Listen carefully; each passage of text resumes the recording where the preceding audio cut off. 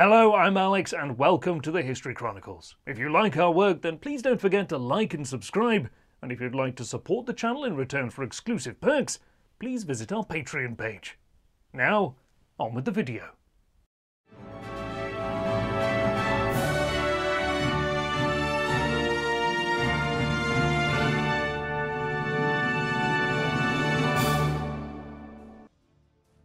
What happened at the 1936 Berlin Olympics, and why was it controversial? Let's find out in today's episode of the History Chronicles. Today's History Chronicle begins in 1933 with the ascent to power in Germany of the National Socialist German Workers' Party, more commonly known as the Nazi Party, which had ruled Germany between 1933 and 1945. Led by their rabidly anti-Semitic leader, Adolf Hitler, the Nazis had risen to become the predominant power in Germany, by exploiting the dissolution of the German people concerning the financial crisis in the country, wrought by the Great Depression, as well as resentment about the terms of the Versailles Treaty, which had brought the First World War to an end 15 years earlier. When Hitler and his followers took over the government in 1933, they inherited many policy issues with which they had to begin engaging. One that is often unexplored in the historiography of interwar politics is the planned holding of the Olympic Games in Berlin in the summer of 1936. The decision to hold the Summer Olympics in Berlin in 1936 predated the rise to power of the Nazis. The first modern Olympic Games were held in Athens in Greece in 1896, a symbolic location which emphasized that the Games were inherited spiritually from ancient Greece over 2,000 years earlier. It had been intended that the 6th Summer Olympics would be held in Berlin in 1916. But the 6th Olympiad was cancelled as a result of the First World War, which erupted in 1914 and lasted until late 1918. Consequently, the decision by the International Olympic Committee at its meeting in the city of Barcelona in April 1931 to award the 11th Summer Olympics to Berlin, to be held in the summer of 1936, was not the first time that the German capital had been awarded the honour of holding the modern Olympic Games, but it would be the first time it actually occurred in the German capital. Originally, however, there was a possibility that the Berlin Games would be cancelled for a second time in 20 years, as upon the Nazis' seizure of power in 1933, Adolf Hitler was initially sceptical about hosting the international event at all, but his attitude changed in the autumn of 1933 when he visited the Olympiastadion. This enormous stadium had been built 20 years earlier to host the 1916 Berlin Games, which were eventually cancelled. But now in 1933, standing in the giant stadium, the German Chancellor seems to have finally grasped the possible propaganda value of hosting the Games. As a result, he not only committed to holding the 1936 Games, but ordered the construction of a vast new Olympic stadium and a complex of additional venues. This new Olympiastadion was built to hold 110,000 spectators and was completed in advance of the 1936 Games. The Berlin Games were held between the 1st of August and the 16th of August 1936. 22 venues were used, although the main events were held around the Reichssportfield complex, centered on the Olympiastadion. The Olympic Village was located at Wustermark on the western outskirts of Berlin, and in order to maximize the potential propaganda value of the Games, the Nazi regime even toned down its anti-Semitic or anti-Jewish policies in the months leading up to the event and over the duration of the Games, throughout August 1936. At all times, the goal was to valorize Aryan Germany and present an image of a German nation which was rejuvenated and resurgent after the humiliations of the First World War and its aftermath.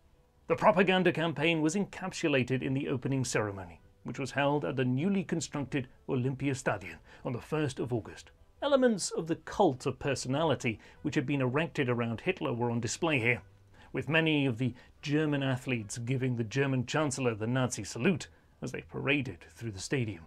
At all times, the goal was to valorize Aryan Germany and present an image of a German nation which was rejuvenated and resurgent after the humiliations of the First World War and its aftermath.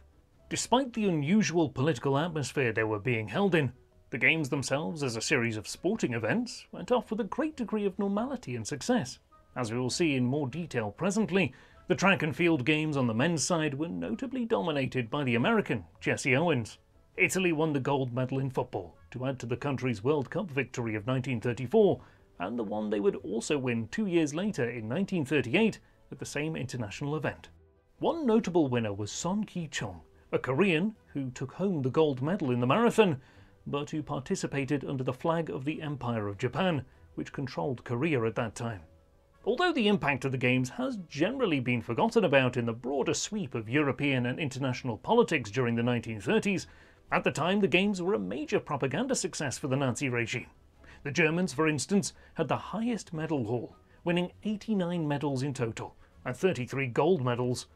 Only the United States came anywhere near this medal tally, with their overall haul of 56 medals, 24 of which were gold. There was a further gulf between the US and the third most successful country, Italy, which won 22 medals overall and 8 gold medals. Some qualifications must be made in assessing this success, however. For example, the Soviet Union did not participate in the Games owing to its political differences with Nazi Germany, and this benefited all of the other major countries in terms of their eventual medal haul. The Games in Berlin were also noteworthy in some other key respects. For instance, 1936 was the first time that the torch relay was utilised in the lead-up to the event, with the Olympic torch being carried from Olympia in Greece to Berlin in the weeks leading up to the opening ceremony, a tradition which has been maintained ever since. The 1936 Games have perhaps been most controversial for the events surrounding the achievements of the African-American track and field athlete Jesse Owens, and Hitler's alleged snubbing of him. Owens arrived to Berlin in 1936 on the crest of several formidable accomplishments. In 1935, at the Big Ten track meet in Michigan in the US, he had broken 3 world records in less than an hour, a feat commonly referred to as the greatest 45 minutes ever in sport. At Berlin, he won 4 gold medals in the 100 meters, the 200 meters, the long jump, and the 4x100 meters relay. Owens was the most successful single athlete at the Games. The controversy around Owens has centered on Hitler's apparent snubbing of him, a sign of Hitler's and the wider Nazi regime's overt racism. However, this is something of a historical misnomer, as the Games were effectively run by the International Organizing Committee of the Olympics, and it was not the role of any head of state to meet with all winners at any Games. As such, Hitler did visit the Olympic Stadium on the 3rd of August and met with several of the German athletes before leaving, without greeting Owens. However, Owens later stated that he had passed near the German athletes and Hitler had waved to him, an incident which was corroborated by many foreign media outlets at the time. This is certainly not to defend Hitler in this respect. Indeed, many years later, the Nazi Minister of Arms and War Production, Albert Speer, claimed in his memoirs that the German Chancellor had been infuriated by Owens' success, having wished to see Germany dominate the track and field events. But it is indicative of Hitler's desire to use the Games for propaganda purposes that he did not display his resentment with Owens in public at the Games. Rather, he at least feigned amicability towards Owens. This was in sharp contrast to the welcome the great track and field athlete received when he returned to home in the United States. At a celebratory parade and reception at the Waldorf Astoria Hotel in New York City, Owens was forced, on account of being African American, to use the freight elevator, rather than the main entrance which the white athletes entered through. And he was also not invited to a reception organised by President Roosevelt at the White House. Clear demonstrations of the entrenched racism which dominated American society itself at the time. The 1936 Summer Olympics were to be immortalised 2 years later with the release of Olympia, a propaganda sports film directed by one of the chief propagandists of the Nazi regime, the director Leni Riefenstahl. The film was released in 2 parts in 1938. It presented extensive documentary footage from the Games and is noteworthy for its use of innovative filming techniques, including extreme close-ups, the positioning of cameras around the Olympic Stadium, as well as the use of underwater cameras. Although Olympia remains controversial because of its association with the Nazi regime, there is little doubting its significance in the history of sports films, however. And it was included in 2005 in a list compiled by several film critics for Time magazine of the 100 most significant films of the 20th century. Given all of this, and despite the highly controversial politics surrounding the event and the Nazi regime which staged it, there is no denying that the Berlin Olympics were the propaganda coup that Hitler had hoped for. It is perhaps unsurprising then to learn that the Nazis were eager to have the Olympics returned to Berlin in the near future. Early in 1936, and prior to the actual holding of the Games in Berlin, the International Olympic Committee had voted to award the 1940 Games to Tokyo, the first time that the Olympics would be held outside of the Western nations. While Hitler and the Nazi high command were content to let this event go ahead, they had formulated plans in the aftermath of the 1936 Games to hold all future Olympics thereafter in Berlin. Here is yet another sign of the arrogance which was creeping into the Nazi regime concerning their inevitable victory in the impending war, which they would instigate in 1939.